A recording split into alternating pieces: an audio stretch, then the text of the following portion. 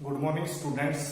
आज हम आपको वृत्त के बारे में कुछ बताएंगे, तो कृपया इस वीडियो से देखने से पहले सभी स्टूडेंट्स अपने पास पेन कॉपी रखें और वृत्त की परिभाषाएं वगैरह लिखाई जाएंगी, कृपया उसे ध्यान से नोट करें। अब सबसे पहले प्रश्न उठता है वृत्त कैसी आकृति होती है। तो वृत्ताकार आकृति कुछ मैं आपके सामने दिखा रहा हूं, क्या क्या वृत्ताकार आकृति होती है। जैसे हमारे पास ये है एक डिब्बे का ढक्कन है, ये कैसी आकृति है कि वृत्ताकार आकृति है। और जैसे हमारे पास ये एक थाली है, ये भी क्या है कि वृत्ताकार आकृति होती है। तो सबसे पहले वृत्त किसे कहते हैं ये पता होना चाहिए बच्चों को। क्या पता होना चाहिए, वृत्त किसे कहते हैं। तो वृत्त की परिभाषा सभी स्टूडेंट लिखेंगे। देखो जैसे ये एक वृत्ताकार आकृति है, ये कैसी आकृति है कि वृत्ताकार आकृति। तो वृत्त की परिभाषा क्या होती है, ध्यान से लिखो। वृत्त एक विभिन्न बिंदुओं का एक बिंदु पथ होता है। जैसे ये विभिन्न बिंदुओं का क्या है कि बिंदु पथ, ये बिंदुओं का रास्ता होता है। वृत्त एक विभिन्न बिंदुओं का बिंदु पथ होता है जिसकी एक निश्चित बिंदु से दूरी हमेशा समान होती है। जैसे ये वृत्त है, जैसे क्या है बच्चों, ये वृत्त है। तो ये जो है ये बिंदु पथ है, ये क्या है बिंदु पथ। और इसकी यहां से दूरी, इस पॉइंट से दूरी हमेशा समान रहती है, किसी भी दिशा में चलेगी जिससे इसकी दूरी हमेशा समान होती है। तो वृत्त विभिन्न बिंदुओं से बना एक बिंदु पथ होता है जिसकी एक निश्चित बिंदु से दूरी हमेशा समान होती है, और इस निश्चित बिंदु को वृत्त का केंद्र बिंदु कहते हैं। ठीक है बच्चों। और जो यह समान दूरी होती है इसको क्या बोलते हैं, त्रिज्या। जैसे इस वृत्त के अंदर कुछ चीजें आपको दिखाते हैं। इस वृत्त में देखो बच्चों, सबसे पहले इसके ये वृत्त है, ये क्या है वृत्ताकार आकृति है, वृत्ताकार आकृति है। तो इसमें यहां से लेकर मान लो एक पॉइंट ले लेते हैं, यहां ये पॉइंट लिया, इस पॉइंट से चलना शुरू कर दें। अरे इसका एक पूरा चक्कर लगा दें, एक पूरा चक्कर लगा दें। तो इस पूरे चक्कर को क्या बोलते हैं, वृत्त की परिधि, क्या बोलते हैं वृत्त। तो जब ये पूरा एक चक्कर लगाया तो ये एक वृत्ताकार चक्कर हो गया, और इसकी पूरी इस दूरी को क्या बोलते हैं, इसकी दूरी को वृत्त की परिधि कहते हैं। अब इसके बाद आता है वृत्त की परिधि के किन्हीं दो बिंदुओं को। जैसे वृत्त की परिधि है, इसके दो बिंदु हैं, एक यो बिंदु एक यो बिंदु। इन दो बिंदुओं को मिलाने वाली जो रेखा होती है ना, मिलाने वाली रेखा, उसे जीवा कहते हैं। जीवा क्या होती है बच्चों, वृत्त की परिधि पर स्थित किन्हीं दो बिंदुओं को मिलाने वाली रेखा क्या कहलाती है, जीवा। उसके बाद आता है त्रिज्या। क्या होती है त्रिज्या। त्रिज्या देखिए यहां पर त्रिज्या क्या होती है, ये इसको केंद्र बिंदु बोलते हैं बच्चों। जहां से ये वृत्त खींचा जाता है उसको क्या बोलते हैं, केंद्र बिंदु। तो केंद्र बिंदु से परिधि तक की दूरी, यहां से लेकर यहां तक की जितनी डिस्टेंस है, जितनी दूरी है, उसको क्या बोलते हैं, त्रिज्या। त्रिज्या को इंग्लिश में क्या कहते हैं, रेडियस। क्या बोलते हैं, रेडियस। तो इसको आर से डिनोट किया गया। तो जीव्या किन्हीं दो बिंदुओं को मिलाने वाली रेखा को क्या बोलते हैं, जीव्या। और केंद्र बिंदु से परिधि तक की दूरी को क्या बोलते हैं, त्रिज्या। और व्यास, अब इसके बाद देखो ये व्यास है। जब कोई जीवा दो बिंदुओं को, ये दो बिंदु है, इसको मिलाने वाली रेखा है, इसको जीव्या भी बोलते हैं। जब कोई जीवा केंद्र बिंदु से होकर जाती है तो उसे क्या बोलते हैं, व्यास। व्यास क्या होता है, वृत्त की सबसे बड़ी जीव्या होती है, और व्यास वृत्त को हमेशा दो बराबर बराबर हिस्सों में बांटता है। ये व्यास है, तो यहां से लेकर इधर आधा वृत्त और इधर भी आधा वृत्त, तो आधे आधे हिस्सों बांटता है। प्रत्येक भाग को क्या बोलते हैं, अर्धवृत्त। जैसे इसको यहां से फोल्ड कर दे तो यहां से फोल्ड करते ही आधा वृत्त इधर हो जाएगा, आधा वृत्त इधर हो जाएगा, तो अर्धवृत्त होगा। अब इसके बाद आता है व्यास के बाद। अब व्यास में देखिए ध्यान से, व्यास मान लो 14 सेंटीमीटर है, तो त्रिज्या क्या होगी, व्यास का आधा। देख 7 यहां है, 7 यहां है, यह त्रिज्या। व्यास कितना है, 14 सेंटीमीटर, तो त्रिज्या क्या होगी, व्यास की आधी। तो त्रिज्या निकालने का फार्मूला है व्यास का आधा करते हैं, व्यास बटे 2।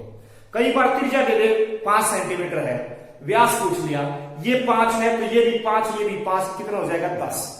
तो व्यास निकालने का फार्मूला क्या होगा, त्रिज्या का डबल, 2 गुना में त्रिज्या। और त्रिज्या किसे नोट करते हैं, आर से। अब उसके बाद आता है व्यास हो गया, जीव्या होगी, त्रिज्या होगी। अब आता है एक वृत्तखंड। वृत्तखंड किसे कहते हैं, जो ये अक्सर ये बेटे ये शेडेड पोर्शन है, ये जो शेडेड पोर्शन इसको क्या बोलते हैं, वृत्तखंड। तो वृत्तखंड की परिभाषा क्या हुई, एक जीव्या ये क्या है जीवा, और ये यहां से लेकर यहां तक क्या चाप, जीवा और चाप, ये जीवा और चाप के बीच के भाग को, जीवा और चाप के बीच के भाग को क्या कहते हैं, वृत्तखंड। अब इस जीवा ने ये ऊपर एक वृत्तखंड बना, इस जीवा से नीचे वृत्तखंड है, ऊपर वाले छोटे वृत्तखंड को छोटा वृत्तखंड, लघु वृत्तखंड, बड़े को दीर्घ वृत्तखंड कहते हैं। तो जीवा और चाप के बीच के भाग को क्या बोलते हैं, वृत्तखंड। क्या बोलते हैं बच्चों, वृत्तखंड। इसके बाद आता है जैसे ये है, ये दो त्रिज्याएं हैं, ये क्या है, दो त्रिज्याएं, और यह चाप है, ये यहां से लेकर यहां तक क्या है, चाप।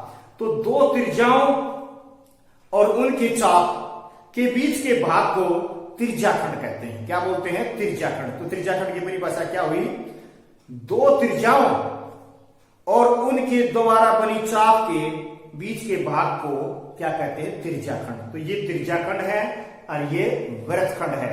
यहां से लेकर यहां तक क्या है, इसकी यहां से लेकर यहां तक जो क्या है, व्यास है। ये यहां से लेकर यहां तक क्या है बच्चों, व्यास, और यहां से लेकर यहां तक त्रिज्या। ये त्रिज्याओं और चाप से बना जो भाग है त्रिज्याखंड, और जीवा और चाप से के बीच के भाग को वृत्तखंड कहते हैं। तो ये है वृत्त के बारे में। अब परिधि कैसे निकालते हैं, परिधि क्या होती है, यहां से लेकर यहां तक की दूरी को क्या बोलते हैं, परिधि। चलो बोर्ड पर समझाते हैं परिधि कैसे निकालते हैं। यहां से लेकर यहां तक की दूरी को क्या बोलते हैं, परिधि, और इस पूरे क्षेत्रफल को वृत्त का क्षेत्रफल। अब वृत्त के क्षेत्रफल और परिधि के बारे में देखिए ध्यान से। अब देखो बच्चों, जैसे हमने सबसे पहले ये वृत्त है, इस वृत्त को यहां धागा रखे, इस पॉइंट पर धागा रखा हमने, इस पॉइंट पर धागा रखा, इसके चारों तरफ धागा यूं घुमा दिया, और फिर धागे को यहां से काट लिया। फिर जितना बड़ा धागा वो है उसको स्केल पर माप लिया। हमने यहां पर जब धागा रखा तो उस स्केल पर मापने के बाद उसकी लंबाई मान लो आ गई 44 सेंटीमीटर। कितनी आ गई, 44 सेंटीमीटर।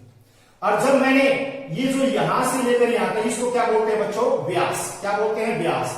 जब यहां से लेकर यहां तक मैंने जब मापा, यहां से लेकर यहां तक, तो ये आएगा 14 सेंटीमीटर। कितना आ जाएगा, 14 सेंटीमीटर।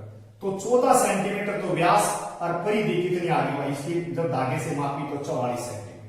तो 44, इस परिधि को जब हम व्यास से भाग करते हैं, इस 44 को जब हम 14 से भाग करेंगे तो कितना आ जाएगा बेटे, 22, और ये 7। कितना आ जाएगा, 22/7। अब इस तरह से इसकी जगह पे एक बड़ा वृत्त लेते हैं, जैसे हम ये थाली ले लेंगे, इस थाली ये वृत्त है, तो यहां से लेकर ये पूरा चक्कर लगाया, क्या होगी इसकी परिधि, और धागा लपेट के इसके चारों तरफ, और इसको जब हमने धागे से यूं माप लिया, यहां तक मापने के बाद उस धागे की जब हमने लंबाई दी, उस धागे की लंबाई ली, तो उस धागे की लंबाई हमारे पास आई 88 सेंटीमीटर। कितनी आ गई, 88 सेंटीमीटर, क्योंकि ये बड़ा वृत्त है।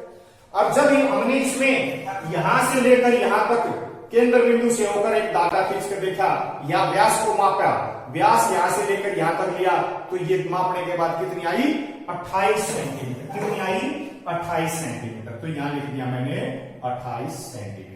अब 88 को 28 से भाग कर दिया, 14, 7, 4, 7, 28, 4 हो गई, कितना आ गया, 22/7। तो इसलिए हम पाई की वैल्यू क्या लेते हैं बच्चों, 22/7। तो पाई कैसे आया है, परिधि को व्यास से भाग किया हमने, परिधि जो है उसको व्यास से भाग करने के बाद हमारे पास 22/7 आया। इस तरह के कोई भी वृत्त लेंगे, यहां से लेकर यहां तक मापा, उसकी परिधि को मापा, और व्यास से भाग करेंगे तो हमेशा 22/7 ही आएगा, नियर अबाउट 22/7 आएगा। तो इसको क्या बोलते हैं, पाई। इसको क्या बोलते हैं बच्चों, पाई। तो यहां से अगर हम पाई, जैसे इसको क्या 22/7 कितना आ गया, पाई बोलते हैं इसको। अब यहां से परिधि निकालना चाहिए, परिधि एकम परिधि इज इक्वल टू व्यास गुना में पाई। व्यास गुना में पाई। व्यास क्या होता है, 2r। रेडियस का, रेडियस त्रिज्या को क्या बोलते हैं, r। इसको क्या बोलते हैं बच्चों, r। त्रिज्या को क्या बोलते हैं, रेडियस। रेडियस को r से डिनोट करते हैं। तो 2 गुना में त्रिज्या, 2 गुना में r, और ये गुना में क्या है, पाई। तो इसका फार्मूला होगा 2πr। क्या बन गया बेटे, 2πr। अब वृत्त की त्रिज्या दी हुई थी, तो तो उसकी परिधि हम इस फार्मूले से निकालते हैं 2 गुणा पाई गुणा में आर। तो पाई की वैल्यू 22/7 है, यहाँ त्रिज्या लिख देंगे। जैसे इसमें हमने कितना लिया था परिधि 2 गुणा में 22/7 गुणा में त्रिज्या। त्रिज्या कितनी थी इसकी 14 सेंटीमीटर। कितनी थी 14, इससे काटा तो ये कितना 22 × 44 88 सेंटीमीटर। तो ये फार्मूला बनेगा परिधि का फार्मूला। सभी बच्चे नोट करें 2 पाई आर, 2 गुणा पाई गुणा में आर, यानी कि व्यास गुणा में पाई। तो इस तरह से हम परिधि निकालते हैं। अब क्षेत्रफल के बारे में देखिए, क्षेत्रफल कैसे निकलेगा। देखो वृत्त का क्षेत्रफल कैसे निकलता है। जैसे वृत्त के हमने यहां पर एक वृत्ताकार आकृति है, ये क्या है कि ये वृत्ताकार आकृति। इस वृत्ताकार आकृति के हमने 8 समान भाग कर लिए, 8 समान भाग कर लिए। ये क्या है त्रिज्याखंड, ये भी त्रिज्याखंड, ये त्रिज्याखंड, ये त्रिज्याखंड। तो कितने त्रिज्याखंड हो गए 8। अब जो शेडिंग पोर्शन के त्रिज्याखंड है उनको यहां से काट कर मैंने यहां लगा दिया, अगले को इस ब्लैक को यहां चिपका दिया, फिर इस शेडिंग पोर्शन को यहां, फिर इसको यहां और इसको यहां और इसको यहां और इसको यहां। इस तरह से 1 2 3 4, 1 2 3 4, 4 तो क्या हो गए बेटे ये शेडिड पोर्शन के 4 हैं और 4 बिना शेडिड के हैं। इस तरह से चिपका कर हमने एक आकृति बना दी।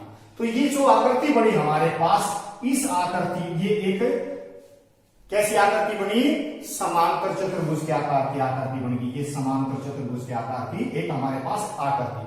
और ज्यादा ऐसे करेंगे तो अच्छी सी आकृति बनेगी। अब इसके अंदर यहां से लेकर यहां तक की को क्या बोलते थे परिधि। तो ये सा यहां आया, ये यहां गया, ये यहां आया, ये यहां गई चाप, ये चाप यहां आ गई, ये यहां चली गई और ये यहां आ गई और ये जो चाप है ये यहां चली गई। ठीक है, तो इसको इसको इसको इसको इसको इन 8 को हम जोड़ेंगे तो इसकी परिधि आ जाएगी। यानी परिधि क्या थी हमारी 2 पाई आर, 2 पाई आर। तो 1 पाई आर को यहां की 1 पाई आर अलग अलग बट गई। तो ये है यहां से लेकर यहां तक की जो लेंथ है वो क्या है पाई आर, और ऊपर भी जो लेंथ है वो भी क्या है बच्चों पाई आर। क्या है पाई आर। और जो इसकी ऊंचाई है वो क्या होगी, जितना ये यहां से लेकर यहां तक त्रिज्या है, इसकी ऊंचाई जो है ये क्या है हमारी त्रिज्या के बराबर है। और जब समांतर चतुर्भुज का क्षेत्रफल का फार्मूला क्या होता है, समांतर चतुर्भुज में फार्मूला होता है आधार गुना ऊंचाई। तो वृत्त का क्षेत्रफल क्या आया, वृत्त का क्षेत्रफल निकालना हमने, तो वृत्त का क्षेत्रफल क्या से आया, ये सारे हिस्से हमने यहां डाल दिए। तो ये जितना क्षेत्रफल ये है उतना ही क्षेत्रफल ये है। तो इसका क्षेत्रफल होता है पाई आर गुणा में इसकी ऊंचाई भी क्या है त्रिज्या के बराबर आर है। तो इसका क्षेत्रफल हो गया पाई आर स्क्वायर। क्या होगा पाई आर स्क्वायर। तो पाई आर का मतलब क्या होता है रेडियस, रेडियस का मतलब त्रिज्या। तो इस तरह से हम वृत्त के बारे में हमने देखा परिधि और क्षेत्रफल कैसे निकालते हैं, व्यास क्या होता है और त्रिज्याखंड क्या होते हैं, वृत्तखंड क्या होते हैं। सभी बच्चे इनकी परिभाषाएं लिखे कॉपी में और याद करें और समझे। धन्यवाद।